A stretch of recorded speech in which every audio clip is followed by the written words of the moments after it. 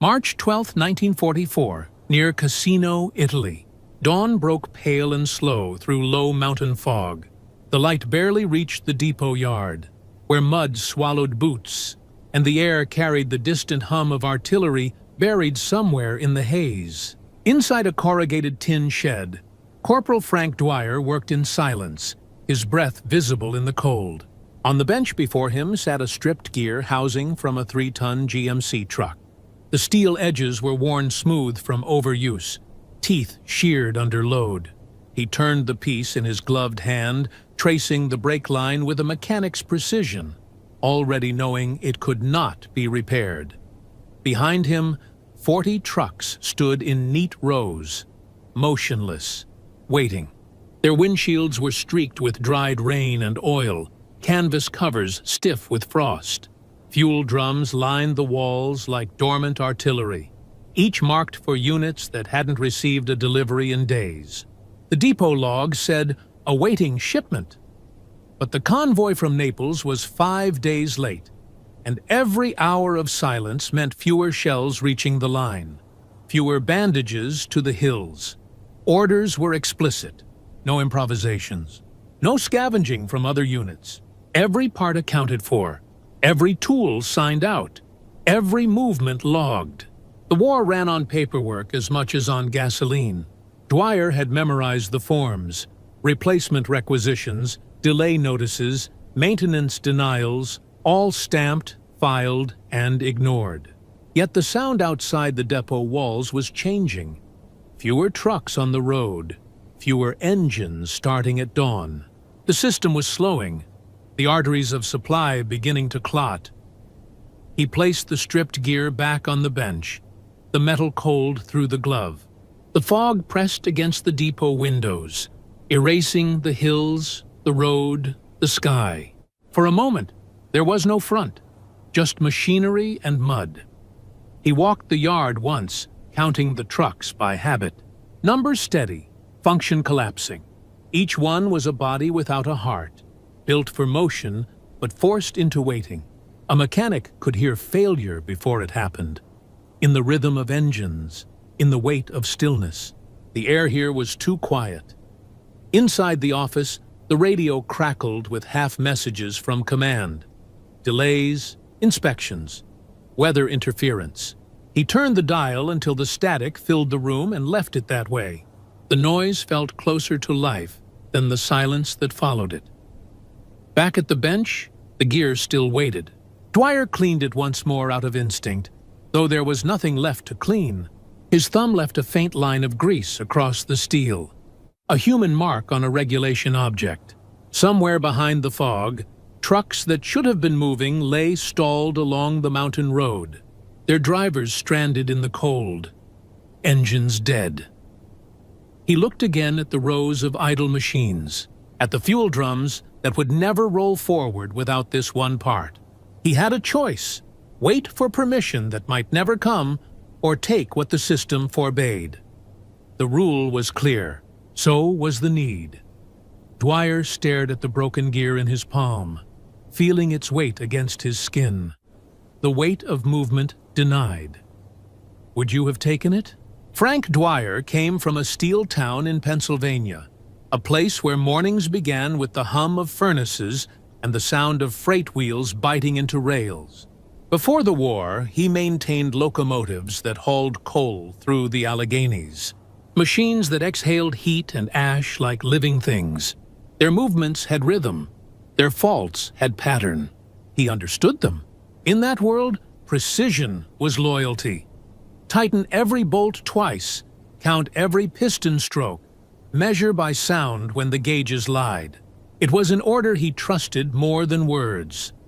When the draft called, he carried that same method into the Army. Motor Transport Corps, 5th Depot Company. No speeches, no ambitions beyond the checklist. He worked alone in engine sheds and open fields, sleeves rolled, cigarette left to burn itself out. The others called him clockwork. It wasn't mockery. It was recognition. He fixed what stayed fixed. He didn't raise his voice or waste sentences. Orders went in. Results came out. The war changed the rhythm. Convoys replaced trains. Roads replaced rails. Noise without schedule. Movement without certainty.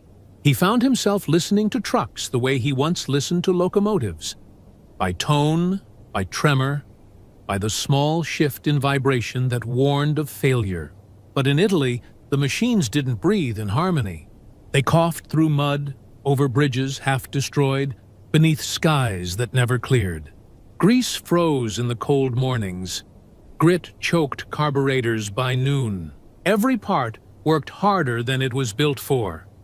At night, he kept a lantern low on his bench, polishing wrenches that already shone. The others slept or smoked outside, trading jokes about home. Dwyer stayed with the tools, cloth moving slow across steel, restoring a kind of quiet order. To anyone passing, it looked like routine. But for him, it was survival, proof that some things could still respond to care. The sound of metal against rag was the only rhythm left that obeyed him. He believed quietly that the war would be won by maintenance, not medals, by fuel that arrived on time, by trucks that didn't stall halfway to the front, by bolts that held under stress. He saw victory not in speeches, but in the hum of engines that refused to stop. Men fought, but machines endured. And endurance, he thought, was what war really measured. By March of 1944, even that belief began to strain. The backlog at Cassino had turned his precision into frustration. He still counted rotations under his breath, but the numbers no longer reached their expected end. Orders arrived late. Shipments vanished. Each delay turned the depot quieter, heavier, his logbooks filled with notes he didn't trust anymore. The system, that had once moved like a machine, now stuttered like a broken valve. One evening, he sat alone by the workbench. The lantern flame flickered against the polished wrench in his hand. The reflection shook slightly. Not from wind, but from something in him starting to bend. The patience that once felt like strength now felt like weight. Around him, the convoy engines slept in rows, cold and inert. He could almost hear their stillness pressing back at him. He didn't speak. He never did. But that night, as the fog crept in and the tools gleamed faintly under the low light, Frank Dwyer began to understand that order alone could not hold a system built on delay. That sometimes, to preserve function, precision had to give way to instinct. He was a man built for machines that obeyed rules. And now, the rules were breaking. Would you have waited? Or would you have turned the wrench? The 43rd Transport Column fed an entire division through one narrow mountain road. A single artery of steel and fuel stretched from the coastal depots up through the Liri Valley toward Cassino. Every truck that moved along it carried more than drums or crates. It carried the pulse of the front. Without those convoys, artillery would go silent, kitchens would go cold, and the field hospitals would dim their lanterns one by one. Each vehicle had its assigned rhythm: load, climb, unload, return, repeat. The pattern held steady as long as the machines did. But engines are mortal things. Each climb through the Apennines ate through gear teeth. Each descent cooked brake linings. Grease stiffened in the cold. Fuel thickened overnight. Drivers learned to listen more than talk. They measured distance not in miles, but in the change of vibration underfoot. The supply system, immaculate on paper, became brittle in mud and altitude. Dwyer understood it better than most. He had spent months under the hoods of the same engines, hearing the difference between health and failure. To him, the convoy was a living thing, a column of breathing pistons, synchronized hearts of iron. At dawn, when the trucks idled in line before departure, he could tell by sound which ones were weakening. One by one, their rhythm faltered. It wasn't loud enough to catch command's attention, but to Dwyer, it was unmistakable. A system beginning to choke on its own demand. By mid-March, the mountain road had turned into a slow, mechanical siege. The convoys climbed under constant strain, gears grinding through switchbacks carved into stone. Each rotation meant friction, and friction meant wear. The engines were built for a balance that the terrain refused to offer. Depot officers filed precise timetables, their lines of ink drawing perfect order on imperfect ground. But paper could not capture fatigue. Not of men, not of machines. Every few days, one truck would fail mid-ascent. Transmission locked, axle cracked, radiator burst. When one stopped, the others halted behind it, engines idling on steep gradients where even idling drained strength. Dwyer called it mechanical contagion, one breakdown infecting the next through time lost and heat rising. The reports used colder terms: delay, temporary obstruction. But he could see what they meant in real metal. A convoy stalled too long became a target. A system slowed too much became a threat to itself. By evening, the road was lined with halted silhouettes, 30-ton machines exhaling steam through broken vents. Drivers leaned against their fenders, waiting for parts that weren't coming. The depot radios repeated the same phrase: await instruction. No one mentioned that the next division on the line was rationing fuel by the hour. Dwyer kept listening. Each morning, the first trucks to move carried the same strain in their tone. The transmissions whined unevenly, a chorus of failing lungs. The column's heartbeat had changed. The logistics line, once steady as a clock, now pulsed in fragments. He noted it quietly in his log. System degradation. Audible. No officer read the line twice, but to Dwyer it was a diagnosis. A living structure, losing coherence through neglect, disguised as order. Industrial efficiency has its own kind of fragility, the illusion that precision alone keeps the machine alive. In truth, it survives through endurance, through the small instincts of those who keep it breathing when the system stops listening. The 43rd still moved, but its rhythm was breaking. Would you have heard it? Days passed without progress. The convoys that once moved in order now left in fragments, half-loaded, half-functional. Trucks idled for hours at the base of the ridge, their engines muttering through clogged filters. Drivers smoked beside them, boots buried in mud, pretending not to hear the faint metallic grind under each shift. The sound carried through the valley. Not loud, just persistent, like something essential wearing out one layer at a time. By the fourth day, a truck stalled mid-slope and rolled backward. The driver killed the ignition before the descent became fatal. No one spoke. They pushed it off the road, cleared the mud from its wheels, and left it there. A silent monument to how far the system had slipped. Another truck limped in that evening with a cracked axle, its differential wailing like an animal in pain. The log entry would later call it a minor mechanical delay. Dwyer heard something different: decay in motion. He worked through the night, grease up to his wrists, lantern light flickering across disassembled parts. The depot's air smelled of fuel and wet iron. Every wrench movement felt heavier, not from effort, but from futility.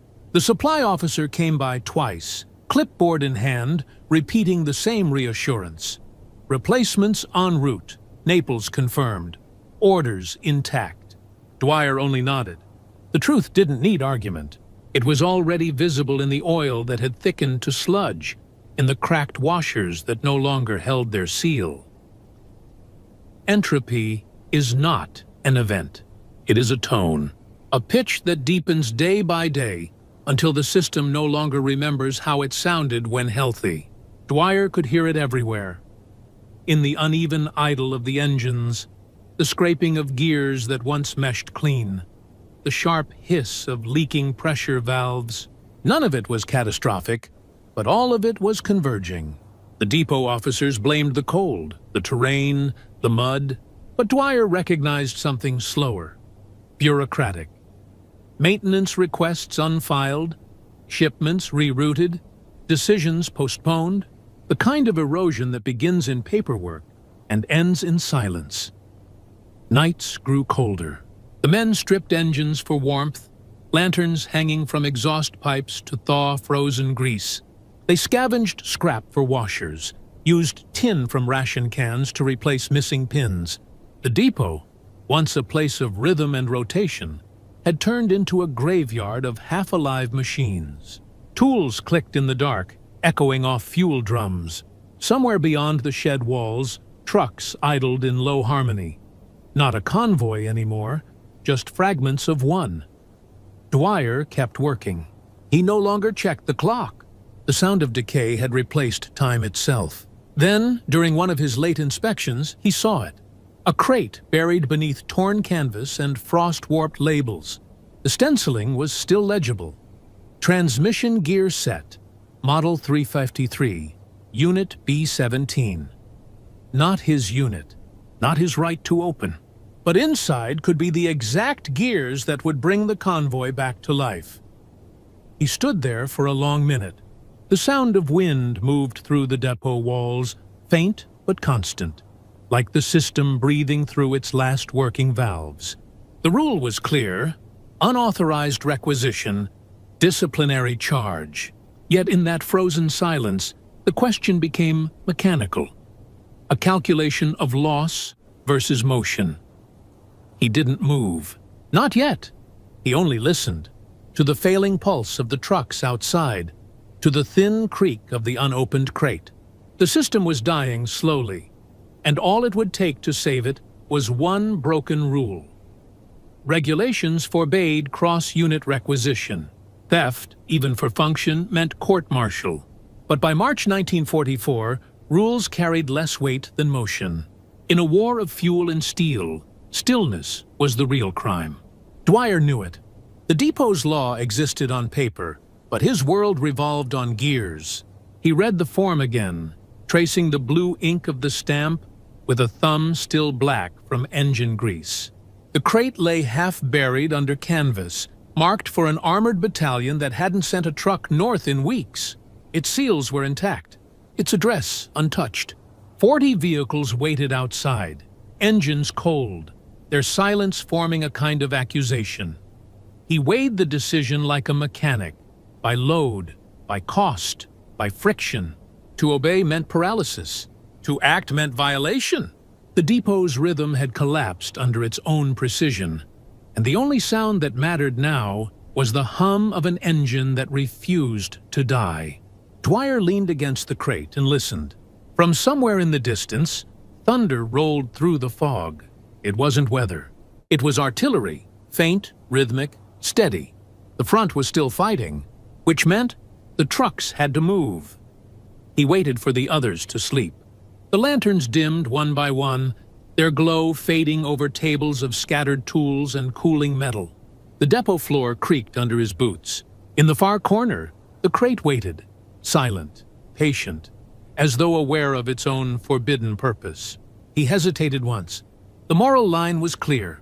The system had drawn it for him, but the system had also stopped feeding itself. He reached for the crowbar. The sound it made breaking the first nail was small, almost polite. He stopped, listening for footsteps. None came. The next nail groaned out of the wood. The crate gave way. Inside, rows of steel gears, perfectly machined, each one coated in preservative oil that gleamed under the lantern's trembling light. The sight was not triumph, it was obligation. He wiped his hands on a rag and began sorting by size, matching each to the trucks he knew by sound alone. The pattern of their failures was already memorized in him. Outside, fog rolled across the depot yard. The horizon flickered faintly where the front still burned. Dwyer worked without pause, replacing the stripped gears with the stolen ones, metal sliding into alignment like a body taking breath again. The silence broke only for the slow click of his wrench, each turn an act of defiance that felt less like rebellion and more like repair. Not of one machine, but of the line itself. He knew discovery was certain. Paperwork would expose him before dawn. The officers would call it unauthorized requisition, and they'd be right. But at that hour, under that fog, authority existed far from where the work was being done. He kept tightening, checking, reassembling. When the last engine turned over, the sound carried through the depot. A low, complete vibration. One truck alive, then another, then another. Industrial systems depend on faith, that rules will hold and parts will arrive. But faith, in war, travels slower than fuel. Dwyer didn't pray. He acted. By first light, the convoy was already forming again, exhaust drifting through the fog like breath returning to a body. He wiped the grease from his hands, folded the broken seal into his pocket, and looked at the road ahead. Somewhere out there, men were waiting for supplies they'd never know came from one man's rule, broken in silence. The rule existed to protect order. He broke it to preserve movement. He worked under blackout cloth, hands steady, movements mechanical. The depot was silent except for the soft drag of metal on wood. Dwyer pried open the crate, each nail pulling free with a small, deliberate sound. Inside lay precision-cut gears, factory fresh, coated in thick grease that still held the faint chemical scent of Toledo steel. They were stamped clean. Serials, lot numbers, inspection marks, all perfect, all belonging to someone else. He didn't look for permission. He looked for fit. The parts gleamed faintly in the lantern light as he set them into the worn housings, one by one, ignoring the mismatched numbers etched into each piece. Grease mixed with mud and bloodless sweat until it left a dark human signature across the steel. Each movement was slow, exact, final, the kind of work that feels like prayer. By Oro 3:00 hours, 10 trucks stood ready. Their engines hadn't turned in days. He climbed into one, pressed the ignition, and held his breath through the hesitation. The starter caught. The sound filled the depot. A full, clean hum that rolled through the concrete walls. A second followed, then a third. Each one came to life like a lung finding air again. The other mechanics woke without words. They watched him work, then joined in without asking. Bolts tightened, oil lines sealed, covers latched. The chain of silence became coordination. The convoy formed itself out of discipline older than orders. No salutes, no discussion. Just the rhythm of movement returning. By dawn, exhaust plumes drifted through the yard, thin and white against the fog. The engines idled low, muffled under blackout covers. A column of machines aligned in the gray, their breath steady. The air smelled of diesel and damp soil, the scent of function restored. No officer came to stop them. The depot clerk's log still read, awaiting authorization. The paperwork remained pure, but the trucks were moving, east toward the ridge where rations had run dry, toward men who would never know their supplies arrived on stolen gears. Dwyer stood in the exhaust haze, coat unbuttoned, breath steady. The fog folded around him as the last vehicle rolled away.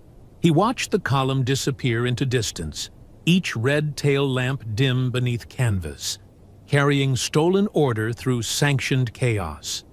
He had violated the system to keep it alive.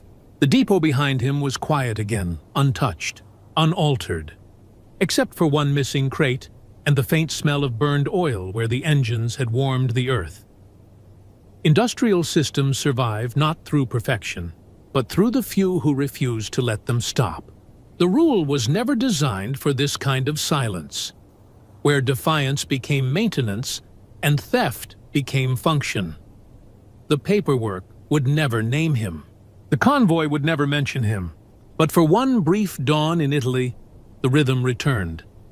He turned back toward the empty depot, lanterns still burning weakly through the fog.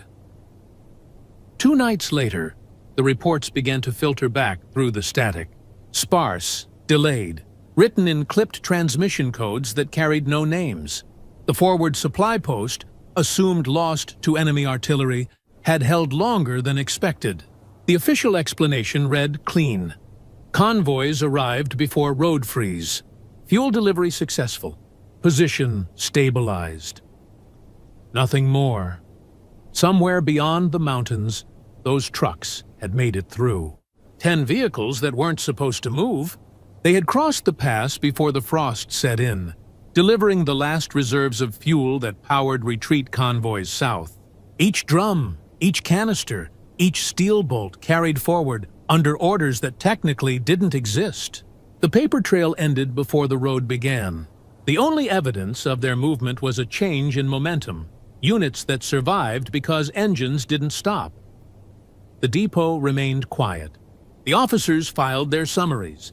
The crate's absence went unnoticed, folded under a column of reallocation discrepancies. Dwyer went back to his bench, where the tools were lined exactly as before.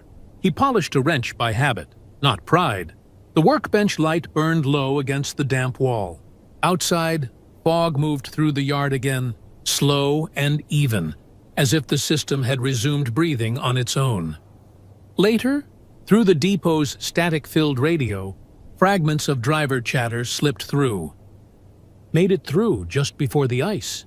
Don't know how those engines held together. Somebody must have fixed them back there. Each voice cracked with distance, fading in and out beneath the hum of interference. Dwyer listened without reacting. The names meant nothing. The sound itself was enough. The unmistakable rhythm of trucks climbing into the hills, their gears catching and holding under strain. That sound was proof. He didn't write it down. He didn't speak of it. The official records would preserve the illusion of order. Timely delivery under adverse conditions. The machine of documentation would move on, uncorrected, perfect in its incompleteness. But among the drivers, a quiet version of the story took hold. Someone at the rear had fixed the unfixable, a nameless mechanic who broke a rule to keep the system alive. Dwyer stayed at his post. Engines came in, engines went out. He kept them breathing, one by one. No promotion followed, no mention in dispatches. The reward was mechanical, the return of motion where silence had nearly taken hold. Industrial systems rarely remember their hands. They remember function. They remember continuity. The war machine doesn't thank its operators. It just keeps turning. By the end of March, the snow had melted from the valley roads. The convoy routes were cleared again, regulated, clean on paper. But in one small depot, under a roof stained with oil smoke, a man kept the rhythm alive, tightening bolts, counting piston strokes, and listening to the far-off murmur of trucks still running on stolen order. He looked up once, toward the faint sound of engines echoing off the distant hills. The noise was steady, precise, alive. It meant the line still held. Somewhere beyond hearing, men survived because steel kept turning. A week later, the inspectors arrived. Their convoy rolled into the depot before dawn. 3 jeeps, mud-streaked and official. The engines died, and with them, the yard fell into a hush too deliberate to be natural. Men straightened their jackets, wiped their hands, avoided eye contact. The sound of typewriters replaced the sound of wrenches. Dwyer watched from his bay as the officers unpacked their clipboards and carbon forms. Each one marked inventory reconciliation. The paper smelled of rain and authority. By noon, the missing serials had surfaced. Discrepancies between shipping manifests and depot counts. A crate gone, replaced with parts never requisitioned. The report phrased it cleanly. Unauthorized cross-unit transfer under investigation. No names yet, but the trail led toward the bench that still held the faint imprint of a crowbar. They called him in after dark. The office was small, the light harsh, the air cold. A single bulb swayed overhead, humming against the silence. Grease still lined his fingernails. The officer behind the desk, a major from Logistics Command, read from the sheet without inflection. Irregularities noted. Serial mismatch. Possible breach of protocol. Then nothing. Just the rustle of paper and the ticking of a field clock on the wall. Dwyer stood still, hands at his sides. No excuses offered, none requested. The major looked up once, his face expressionless. Then he signed the bottom of the report and set it aside. Reprimand, no trial, temporary reassignment. The words fell like mechanical instructions. In the silence that followed, both men understood the truth. The system required his violation to survive. It just couldn't afford to admit it. By morning, the auditors were gone. The depot returned to its rhythm, the sound of engines and tools filling the air again. The reprimand existed on paper, buried under a layer of procedural language no one would read twice. The fuel still moved. The convoys still rolled. The system had corrected itself, not through justice, but through utility. Dwyer went back to his bay. The bench was the same. The tools aligned exactly where he had left them. He wiped the surface clean and resumed work on a half-dismantled gearbox. Each turn of the wrench felt familiar, but the sound beneath it had changed. The trust replaced by understanding. Machines break from stress. Systems break from perfection. Both survive only when someone bends them. Later that week, the officer passed through the depot again. He didn't stop, but his gaze lingered. A brief recognition that traveled without sound. Acknowledgement within the confines of silence. Respect, contained within bureaucracy's shadow. The war machine continued, indifferent but functional. Reports balanced, engines ran, convoys departed. Dwyer remained where he had always been. Indispensable, uncredited, necessary in ways the system refused to name. By spring, the fog lifted from the valley roads. The trucks rolled east again, steel breathing under order restored. In the depot, Dwyer adjusted a wrench and tightened one last bolt until it held firm, steady, exact. The rhythm returned, quieter than before, but true. The system had punished him by keeping him essential. Would you have let it? When the war ended, the depots emptied. The convoys that once pulsed through the valleys broke apart, their routes erased from the maps. Trucks were parked and left to rust behind fences that no one guarded anymore. Steel returned to silence. The great machine of movement, the arteries of fuel, crates, and engines, had done its work and been dismissed without ceremony. Frank Dwyer went home to Pennsylvania. The rail yards were waiting, the same smell of oil and iron, the same tools, the same rhythm of bolts tightening into steel. He took up his wrench again, inspecting locomotives that pulled freight instead of war. The work was quieter now. No orders, no reports, just the sound of engines breathing in rhythm, dependable as before. He never mentioned the crate or the night he broke the rule. There was no citation, no record, no name attached to the convoys that reached Cassino on time. The paperwork spoke only of operational continuity. But continuity has a cost, measured not in medals, but in the weight of decisions made when no one is watching. Years passed. The war became archives and textbooks. The men who fought were remembered in parades and photographs. The men who repaired were not. Yet, without the ones who turned wrenches in the dark, no column would have advanced, no retreat would have survived. Their victories were measured in movement. Trucks that didn't stall, trains that arrived, supply lines that didn't break. Dwyer worked through the decades with the same precision he'd carried through the war. He kept his tools lined in sequence, his ledgers neat, his hands always marked by grease. He said little, but his machines spoke for him.